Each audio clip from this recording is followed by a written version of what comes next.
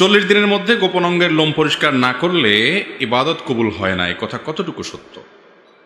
এটা আমাদের সমাজে বহুল প্রচলিত একটি বিষয় যে যদি কেউ নাভির নিচের পশম, বগলের নিচের পশম, এই সমস্ত পশম যদি কেউ 40 দিনের বেশি পরিষ্কার না করে তাহলে ওই ব্যক্তির কোনো নামাজ কবুল হবে না, ইবাদত কবুল হবে না।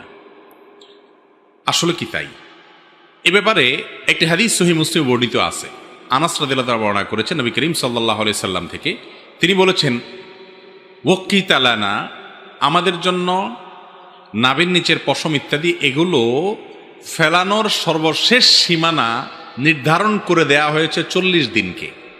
তার মানে উচিত তো হলো আগে আগে করা, সপ্তাহে 15 দিনে একবার আপনার হাতের নখ কাটবেন, গোপ ছোট করবেন, নাভির নিচের বগলের নিচের লোম পশম করবেন, অবাঞ্ছিত লোমগুলো চেষে ফেলবেন, এই কাজগুলো আপনি করবেন। এগুলো মিন সুনানিল ফিতরাহ, অর্থাৎ সকল যুগে নবী রাসূলদের মধ্যে এই সুন্নাতটা আল্লাহর পক্ষ থেকে অবধারিত ছিল। এটা প্রকৃতিগত সুন্নাহ, সৃষ্টিগত সুন্নাহ। মানুষকে এভাবে সৃষ্টি করেছেন এগুলো শরীরে বাড়ে, সেজন্য এগুলো কমাতে হয়। এটা আল্লাহর সুন্নাহ, আল্লাহ তাআলা এটা করার নির্দেশ করেছেন, সমস্ত নবীগণের সুন্নাহ এটা। তো সেই সুন্নাহটা পালন করবেন সপ্তাহে একবার, না হয় 15 দিনে একবার, নয় 3 সপ্তাহে একবার, নয় 4 সপ্তাহে একবার, সর্বোচ্চ 40 দিনের মধ্যে একবার অবশ্যই করবেন।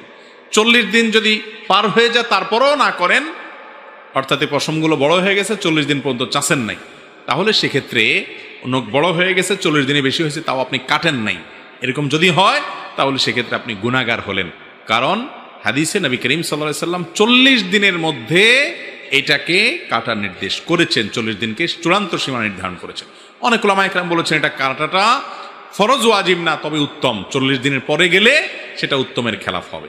কিন্তু কোনো হাদিসে এই কথা বলা নাই যে 40 দিনের পরে যদি কাটা না হয় তাহলে নামাজ হবে না বা নামাজ কবুল হবে না, এমন কোনো কথা হাদিসে নাই। অতএব অন্যান্য ইবাদতের সাথে এর সম্পর্ক নাই।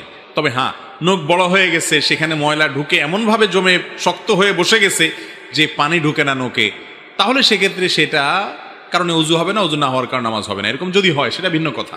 কিন্তু এগুলো বড় হইলেই 40 দিন পার হইলেই নামাজ কবুল হবে না, ইবাদত কবুল হবে না, এমন কোনো কথা হাদিসে নাই।